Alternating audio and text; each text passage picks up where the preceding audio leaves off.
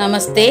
കേരള പാഠാവലിയിലെ ചിരിയും ചിന്തയും എന്ന 3ാമത്തെ യൂണിറ്റിലെ കാസിമിന്റെ ചെരുപ്പ് എന്ന പാഠമാണ് നാം ഇന്ന് പരിചയപ്പെടാൻ പോകുന്നത്.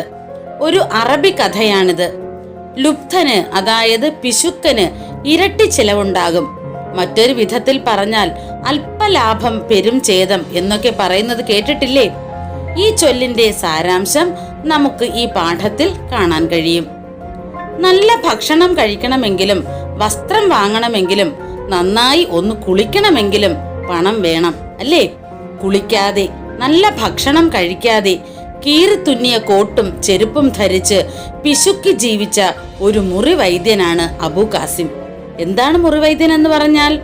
ശാസ്ത്രീയമായി പഠിച്ചിട്ടില്ലാതെ രോഗികളെ ചികിത്സിക്കുന്ന ആൾ.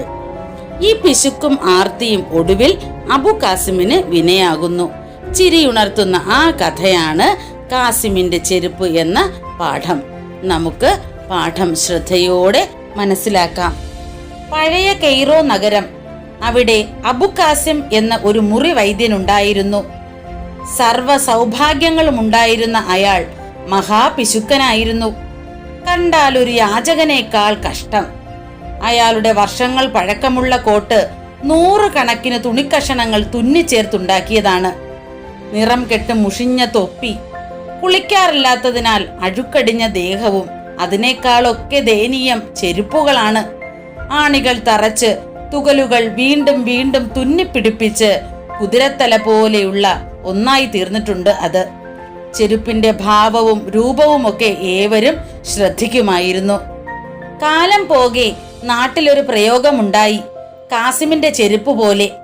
അസുഖം വന്നാൽ ആൾക്കാർ ചോദിക്കാൻ തുടങ്ങി, നീ കാസിമിന്റെ ചെരുപ്പ് തിന്നിരുന്നോ? അങ്ങനെ കാസിമും ചെരുപ്പും നാട്ടിലെങ്ങും ചർച്ചയായി. ആയിടെ ഒരു ദിവസം അയാൾക്ക് പതിവിലേറെ ധനം കയ്യിൽ വന്നു. ഇത്തരം നിമിഷങ്ങളിൽ ആൾക്കാർ എന്താണ് ചെയ്യുക? മധുര പലഹാരങ്ങൾ വിതരണം ചെയ്യും, മറ്റുള്ളവരെ വിരുന്നിന് ക്ഷണിക്കും, ചിലപ്പോൾ പുതുവസ്ത്രങ്ങൾ വാങ്ങും. കാസിം ഇതൊന്നും ചെയ്തില്ല. സ്നാനഗൃഹത്തിൽ പോയി ഒന്ന് കുളിച്ചു കളയാമെന്ന് അയാൾ തീരുമാനിച്ചു.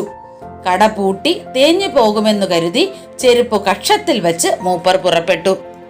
ചെരുപ്പുകൾ പുറത്തു വെച്ച് അയാൾ സ്നാനഗൃഹത്തിനകത്തു കയറി. ശരീരത്തിൽ അടിഞ്ഞുകൂടിയ അഴുക്കൊക്കെ കഴുകിക്കളയാൻ ഏറെ നേരമെടുത്തു. പുറത്തു വന്നപ്പോൾ കണ്ടതെന്താണ്? തന്റെ പഴഞ്ചൻ ചെരുപ്പിന്റെ സ്ഥാനത്ത് പുതിയതും മുന്തിയതുമായ തുകൽ ചെരുപ്പുകൾ. അയാൾ മറ്റൊന്നും ആലോചിച്ചില്ല. ദൈവം തന്നത് തന്നെ. സന്തോഷം അടക്കാനാവുന്നില്ല.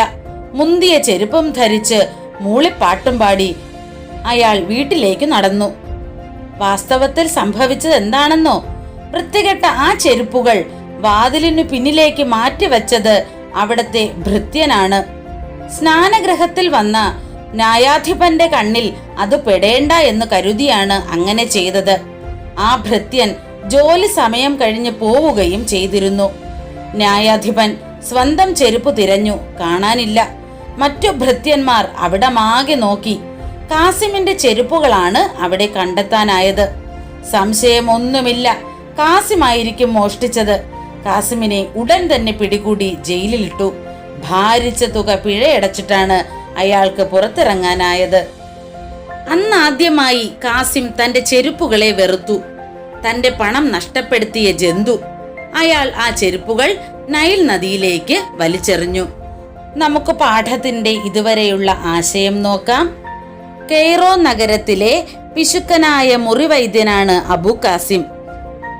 സർവ സൗഭാഗ്യങ്ങളും ഉണ്ടായിരുന്നെങ്കിലും കാസിമിന്റെ രൂപം യാചകനേക്കാൾ കഷ്ടമായിരുന്നു. വർഷങ്ങൾ പഴക്കമുള്ളതായിരുന്നു അയാളുടെ കോട്ട്.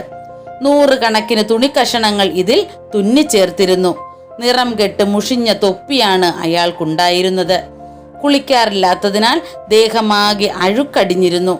അതിനേക്കാളൊക്കെ ദയനീയമായിരുന്നു അയാളുടെ ചെരുപ്പുകളുടെ അവസ്ഥ. ആണികൾ തറച്ച് തുകലുകൾ വീണ്ടും വീണ്ടും തുന്നിപ്പിടിപ്പിച്ച് കാഴ്ചയിൽ കുതിരത്തല പോലെയുള്ള ഒന്നായി തീർന്നിരുന്നു അവ. ഇത്രയൊക്കെ വിശേഷണങ്ങളിൽ നിന്ന് നമുക്ക് എന്താണ് മനസ്സിലാകാനാവുന്നത്? മഹാപിശുക്കനായ ഒരു മുറിവൈദ്യനായിരുന്നു അബു കാസിം. അബു കാസിമിന്റെ പിശുക്ക് നാട്ടിൽ പ്രസിദ്ധമായിരുന്നു. കാലം കുറെ കഴിഞ്ഞപ്പോൾ കാസിമിന്റെ ചെരുപ്പ് പോലെ എന്നൊരു പ്രയോഗം തന്നെ ആ നാട്ടിൽ ഉണ്ടായി. ആർക്കെങ്കിലും അസുഖം വന്നാലും നീ കാസിമിന്റെ ചെരുപ്പ് തിന്നിരുന്നോ എന്നാണ് ആളുകൾ പരിഹാസ രൂപത്തിൽ ചോദിച്ചിരുന്നത്. അങ്ങനെയിരിക്കെ പിശുക്കനായ കാസിമിന് ഒരു ദിവസം പതിവിലേറെ പണം കിട്ടുന്നു. ഈ സന്തോഷം ആഘോഷിക്കാൻ സ്നാനഗൃഹത്തിലെത്തി കുളിക്കാൻ അയാൾ തീരുമാനിച്ചു. സ്നാനഗൃഹം എന്നാൽ കുളിക്കുന്ന സ്ഥലം. പിശുക്കായതിനാൽ അബു കാസിം കുളിക്കുന്നത് ചുരുക്കമായിരുന്നു. ചെരുപ്പുകൾ പുറത്തിട്ടിട്ട് അയാൾ സ്നാനഗൃഹത്തിനുള്ളിൽ കയറി. കുളി കഴിഞ്ഞ് പുറത്തു വന്നപ്പോൾ പഴകിയ തന്റെ ചെരുപ്പിന്റെ സ്ഥാനത്ത് പുതിയ ചെരുപ്പുകൾ അയാൾ കണ്ടു. സ്നാനഗൃഹത്തിലെത്തിയ ന്യായാധിപന്റെ ചെരുപ്പുകളായിരുന്നു അത്. ഇതൊന്നും അറിയാതെ ദൈവം തന്ന സമ്മാനമാണെന്ന് വിചാരിച്ച് കാസിം പുതിയ ചെരുപ്പും ധരിച്ച് നടന്നു നീങ്ങി. എന്നാൽ കുളി കഴിഞ്ഞെത്തിയ ന്യായാധിപൻ തന്റെ ചെരുപ്പിന് പകരം അവിടെ കാസിമിന്റെ ചെരുപ്പാണ് കണ്ടത്. അദ്ദേഹത്തിന്റെ ഭൃത്യന്മാർ, അതായത് ജോലിക്കാർ, അവിടെ മാകെ തിരഞ്ഞെങ്കിലും ന്യായാധിപന്റെ ചെരുപ്പ് കണ്ടെത്താനായില്ല. ഒടുവിൽ കാസിം ന്യായാധിപന്റെ ചെരുപ്പ് മോഷ്ടിച്ചു എന്ന് തന്നെ അവർ ഉറപ്പിച്ചു. ആ കുറ്റത്തിന് കാസിമിന് ശിക്ഷ അനുഭവിക്കേണ്ടി വരികയും പിഴയൊടുക്കുകയും ചെയ്യേണ്ടി വന്നു. അന്നാദ്യമായി കാസിം തന്റെ ചെരുപ്പുകളെ വെറുക്കുന്നു. ദേഷ്യവും ദുഃഖവും സഹിക്കാനാവാതെ കാസിം തന്റെ ചെരുപ്പുകൾ നൈൽ നദിയിലേക്ക് വലിച്ചെറിയുകയാണ്. പാഠത്തിന്റെ ഇതുവരെയുള്ള ആശയങ്ങൾ എല്ലാവർക്കും മനസ്സിലായല്ലോ. രസകരമായ ഈ കഥ എല്ലാവരും വായിച്ചു നോക്കണം. പാഠത്തിന്റെ ബാക്കി ഭാഗവുമായി അടുത്ത ക്ലാസ്സിൽ കാണാം. നന്ദി.